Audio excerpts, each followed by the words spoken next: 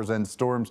No concerns across the northern portion of the state to this point, all sitting in the 60s. Not much of a gradient today, meaning our temperatures, they don't warm all that much out the door. Rather, you will be looking at temperatures peaking in the mid to maybe upper 70s. Yesterday, this was mid to upper 80s, just to show you the impacts of the front that we've been talking about that have pushed through. Today's the last day we feel the impacts, so do enjoy it. Here's what we are seeing. This is something we call a trough. You see where these are kind of bending within the atmosphere, thousands of feet above our head.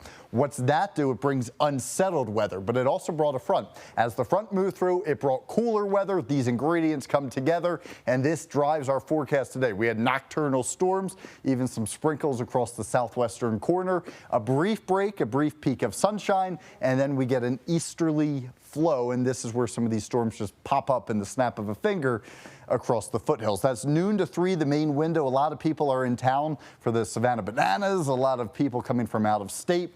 The easterly flow, once they hit the mountains, we get a line of storms. Watch that as it pushes out across the plains. These will pack a punch for I-76 and I-70.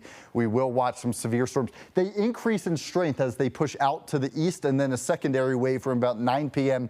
to midnight will move south and east. Both of those lines we will be watching closely, but it's mainly the first line I'm keeping an eye on. Large hail and damaging winds. It's more isolated than yesterday. Yesterday we saw Colorado Springs, Pueblo, Lyman, and East. All of these areas saw this monstrous hail up to 4 inches in diameter. Today we dial it back a notch. It's an if day, though. Denver still has the chance if a storm can get going. One limiting factor, the other impact of the front. High temperatures today, 70s and 80s. Warmer temperatures fuel these storms. This is why we're cutting back just a bit. Highway 50 corridor, that's Pueblo all the way to Lamar. That's our warm spot, low to mid 80s. That's right near where the front is stalled. If you are in town for the Savannah Bananas game, first pitch is at 3 o'clock. You're looking at likely the mid to low 70s throughout the game.